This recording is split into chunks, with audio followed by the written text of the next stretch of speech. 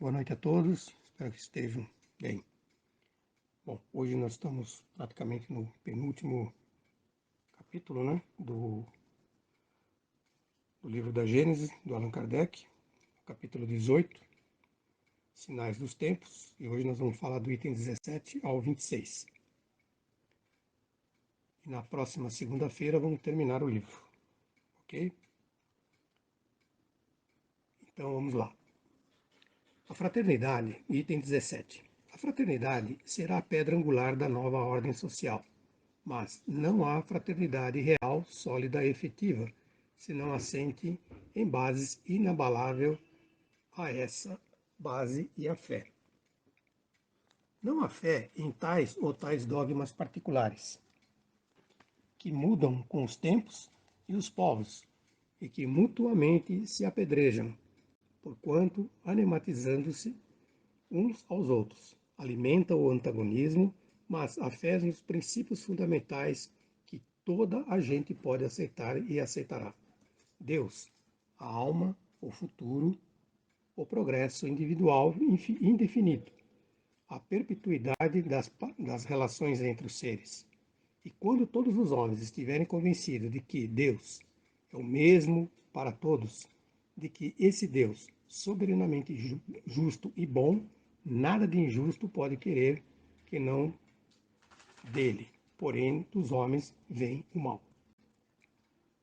Todos se considerarão filhos do mesmo Pai, e se estenderão as mãos uns aos outros. Essa fé que o Espiritismo faculta e que doravante será o eixo em torno do qual girará o gênero humano, quaisquer que sejam os cultos e as crenças particulares. 18. Item 18. O progresso intelectual realizado até o presente, na mais largas proporções, constitui um grande passo e marca uma primeira fase no avanço geral da humanidade. Impotente, porém, e ele é para regenerá-la enquanto o orgulho e o egoísmo o dominarem. O homem se servirá da sua inteligência e dos seus conhecimentos para satisfazer as suas paixões e aos seus interesses pessoais. Razão porque os aplica em aperfeiçoar os meios de prejudicar os seus semelhantes e de os destruir. Item 19. Somente o progresso moral pode assegurar aos homens a felicidade na Terra. Refreando as paixões más, somente esse progresso pode fazer com que entre os homens reine a concórdia, a paz e a fraternidade. Será que ele que deitará por terra as barreiras que separam os povos, que fará caiam os preconceitos de casta e se calem os antagonismos de seitas, ensinando os homens a se considerar irmãos que têm por dever auxiliar-se mutuamente e não destinados a viver em custa um dos outros? Será ainda o progresso moral que, secundando então pelo da inteligência, confundirá os homens numa mesma crença, fundada nas verdades eternas, e não sujeitas a controvérsias e consequências aceitáveis por todos. A unidade de crença será o laço mais forte, o fundamento mais sólido da fraternidade universal obstada, desde todos os tempos, pelos antagonismos religiosos, que dividem os povos e as famílias que fazem sejam uns os dissidentes, vistos pelos outros, como inimigos a serem evitados, combatidos, exterminados, em vez de irmãos a serem amados. Item 20. Semelhante estado de coisas pressupõe uma mudança radical no sentido das massas, um progresso geral que não se podia realizar senão fora do círculo das ideias acanhadas e corriqueiras que fomentam o egoísmo. Em diversas épocas, homens procuraram impedir a humanidade por esse caminho, mas ainda muito jovem, ela se conservou surda e os ensinamentos que eles ministraram foram como a boa semente caída no pedregulho. Hoje, a humanidade está madura para lançar o olhar a alturas que nunca tentou divisar, a fim de nutrir-se de ideias mais amplas e compreender o que antes não compreendia. A geração que desaparece levará consigo seus erros e prejuízos. A geração que surge é retemperada em fonte mais pura, imbuída das ideias mais sãs, imprimirá ao mundo sensacional o movimento, no sentido do progresso moral que assinalará a nova fase da evolução humana. Item 21. Esta fase já se revela por sinais inequívocos, por tentativas de reformas úteis e que começam a encontrar eco. Assim é que vemos fundar-se uma imensidade de instituições protetoras, civilizadoras e emancipadoras sob o influxo e por iniciativa dos homens evidentemente predestinados à obra da regeneração, que as leis penais se vão apresentando dia a dia impregnadas de sentimentos mais humanos.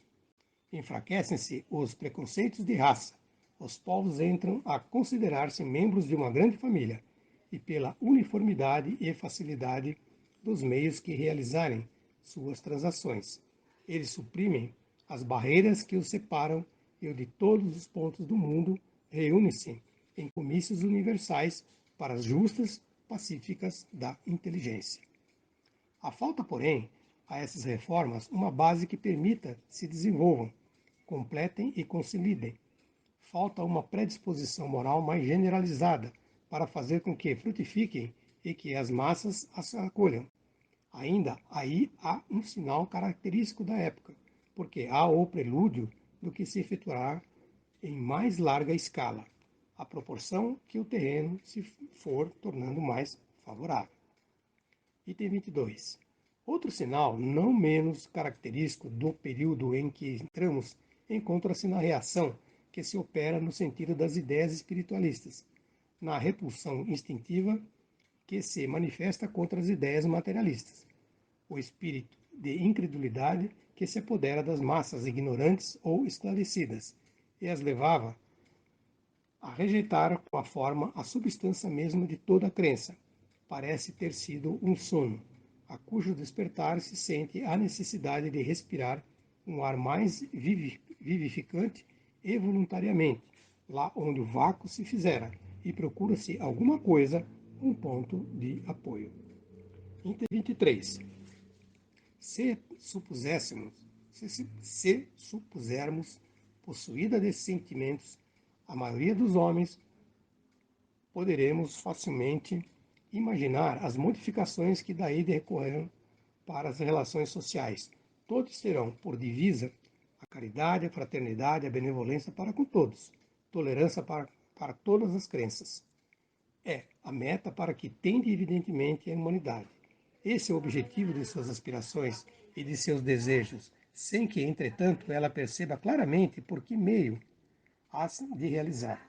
Ensaia a teia mais detida por muitas resistências ativas ou de forças de inércias dos preconceitos, das crenças estacionárias e refratárias ao progresso.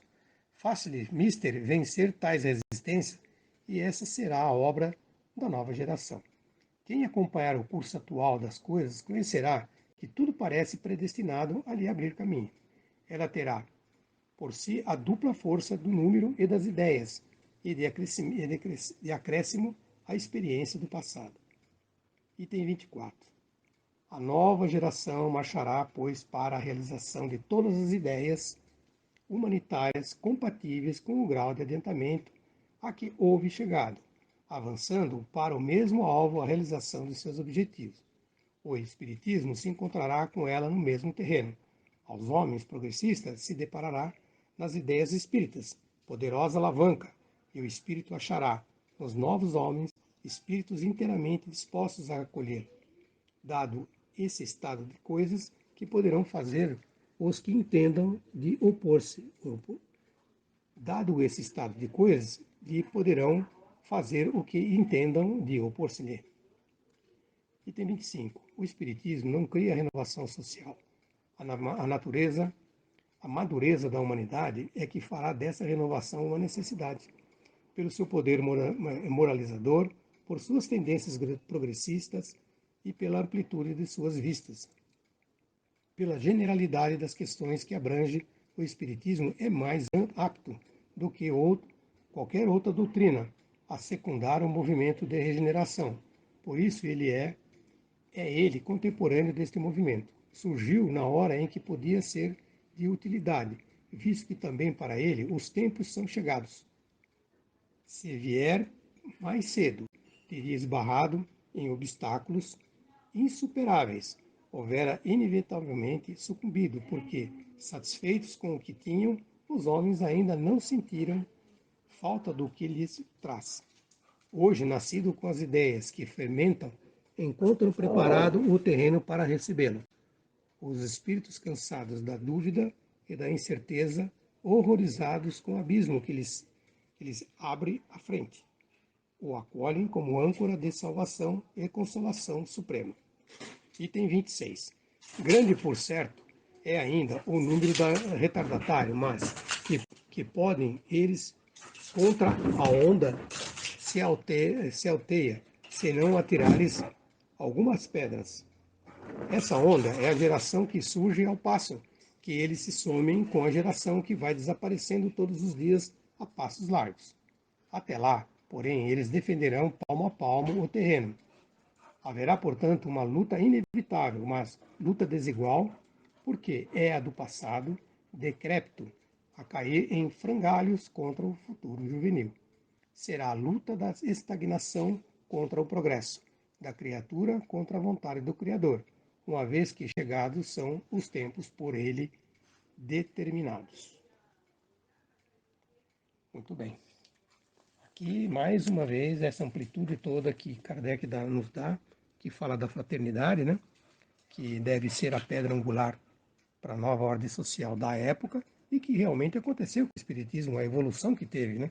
E a adaptação e os adeptos que nós tivemos desse progresso, né? Tanto individual como também e coletivo. Então, o Espiritismo hoje é uma grande força dentro da nossa comunidade social, né? Então, ele houve todo esse progresso intelectual, enfim, tudo da parte não só espiritual, e também soubemos separar material e espiritual, uma boa parte de quem estuda sabe qual é essa diferença, mas ainda a humanidade, logicamente, ainda está muito longe de fazer essa análise, e porque hoje se vive muito mais no material, não tem esse negócio de 50% espiritual, 50% material, né? O pessoal vive muito mais, talvez a 90% material e 10% espiritual, que é mais ou menos isso, mas quem estuda sabe muito bem que não é bem por aí. E nós temos que fazer com que essa nova geração, que nós estamos hoje passando, nós estamos nela, estamos estudando, estamos tentando formar pessoas para que tenham, para realizar ideias, né? Ideias mais humanitárias, mais compatíveis com o grau de adiantamento, como ele diz aqui no item 24, aqui houver chegado, né? Marchando o espiritismo para o mesmo objetivo e realizando suas finalidades, né? Ambos se encontrarão sobre o mesmo terreno. Então é muito, muito interessante porque ele faz com que a gente procure entender perfeitamente, né, qual realmente o objetivo daquela época, o que ele quis colocar. E nós temos hoje um resultado bastante positivo estudando toda essa literatura de Kardec, né? Então, vamos continuar a nossa lição. Na segunda-feira, vamos encerrar o nosso livro, como eu comentei. Vamos fazer a nova geração, né? Vamos falar que é um fechamento muito bacana, muito interessante, né? E vamos encerrar com a nova geração. Até já. Bom, pessoal, hoje a nossa mãe, Ceci, ela não vai poder fazer o encerramento. Então, eu estou me antecipando fazendo esse encerramento aqui, porque ela teve os trabalhos delas para fazer, então, infelizmente, hoje ela não pode fazer. Então, eu estou fazendo hoje porque hoje eu vou ao centro, então eu estou fazendo com antecedência as nossas lições e o encerramento também. Então, vamos lá. Vamos fechar nossos olhos. Vamos levar nosso pensamento a Jesus.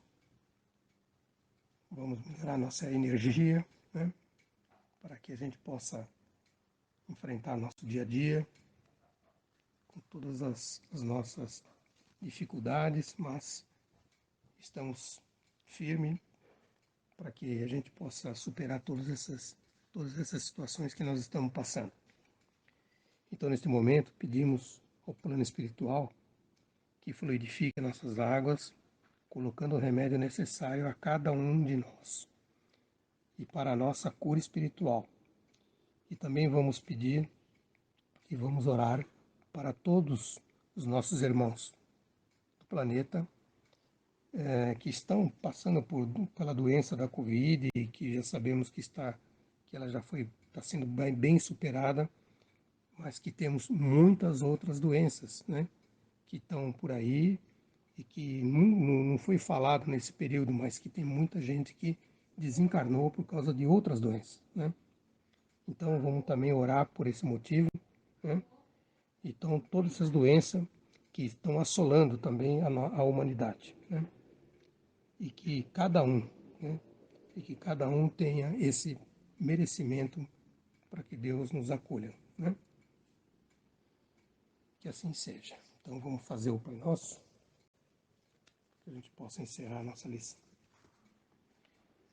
Pai nosso que estais no céu, santificado seja o vosso nome, venha a nós o vosso reino, seja feita a vossa vontade, assim na terra como no céu. O pão nosso de cada dia nos dai hoje, perdoai as nossas ofensas, assim como nós perdoamos a quem nos tem ofendido. E não nos deixeis cair em tentação, mas livrai-nos do mal.